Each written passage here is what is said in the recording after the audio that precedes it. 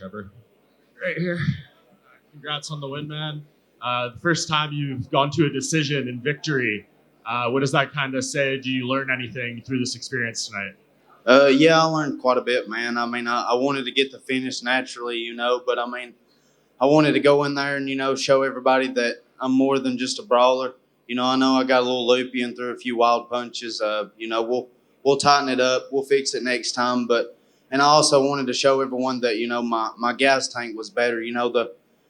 Everybody's been kind of knocking my cardio from my last fight, and they don't know that I didn't really get to train till the last 3 weeks of my last camp. I was dealing with so many injuries and stuff that I pretty much had to run and swim for most of my camp, and then I got to spar a little bit 3 weeks out, and then it was a terrible camp, man. Super tough on me. So I wanted to show everybody, that I do have a gas tank that I can go the distance and like I know I went the distance in my last fight, but I had to struggle through it, and I could have went another round or two tonight. I mean, I felt good in there as far as my cardio goes, and I got a dietitian this time, and everything seems to be clicking now.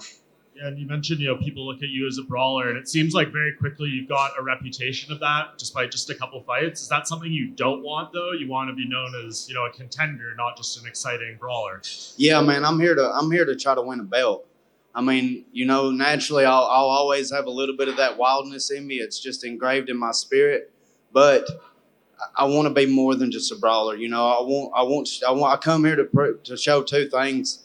One, that I do have the best team, and that I'm where I need to be. Like Agogi Combatives, PMAC. I mean, I'm with who I need. I'm where I'm supposed to be with my team. And I also wanted to show people that I do belong in the UFC.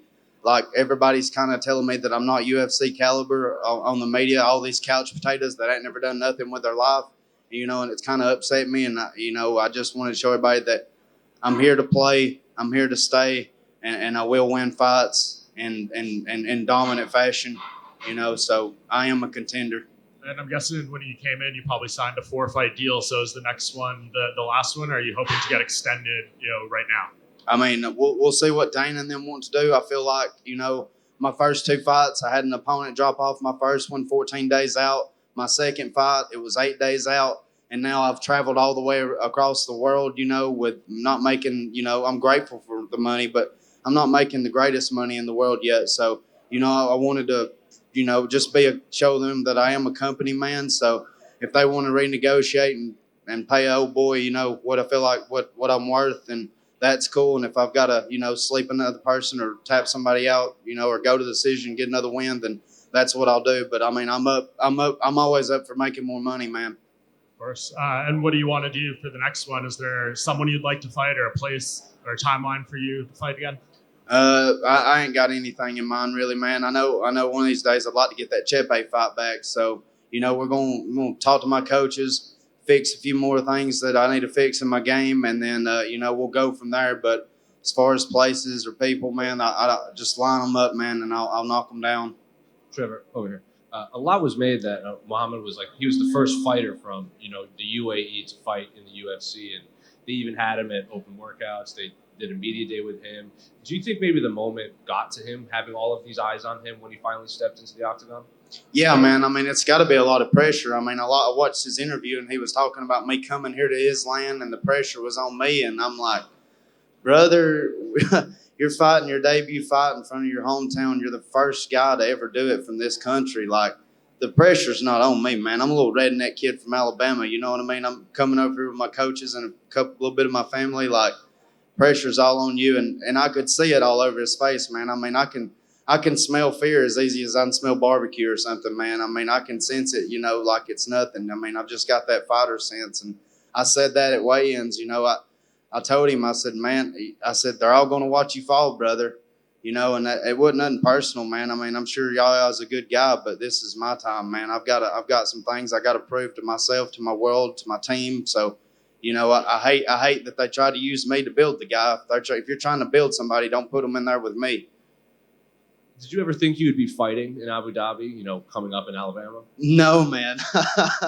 Absolutely not. I mean, I was really and truly I never thought any of this would happen. I mean, God's been Jesus, I mean, he's so good to me, man. I can't say it enough. Like, I've had a lot of emotional moments this week. You know, I've cried. You know, I've been so thankful that, you know, I've sat out, watched the sunrise, and just soaked in the moment, and just, you know, really and truly, I wasn't even supposed to be able to leave the United States for another 4 years because of my past, man. I was on probation and stuff.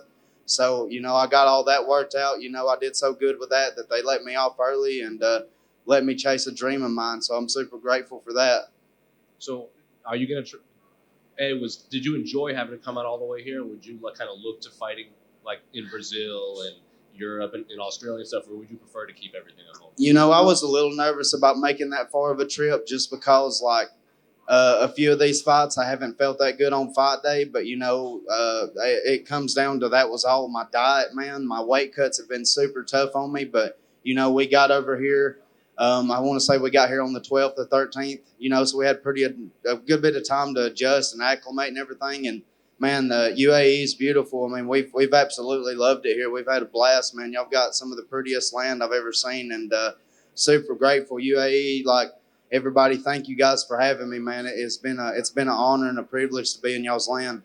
The final one for me. You were saying that people were telling you you're not UFC caliber and this and stuff, but you're 2-1 in the UFC, and you know you're 8-1 total. So what are they seeing?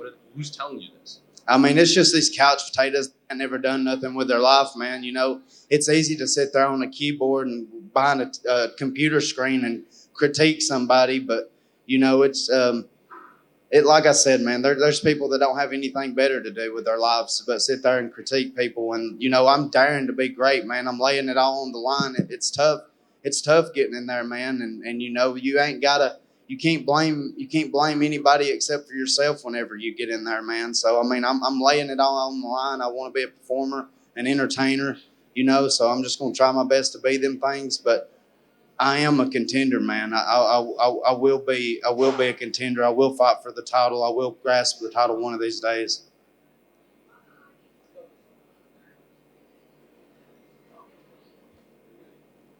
Thank you.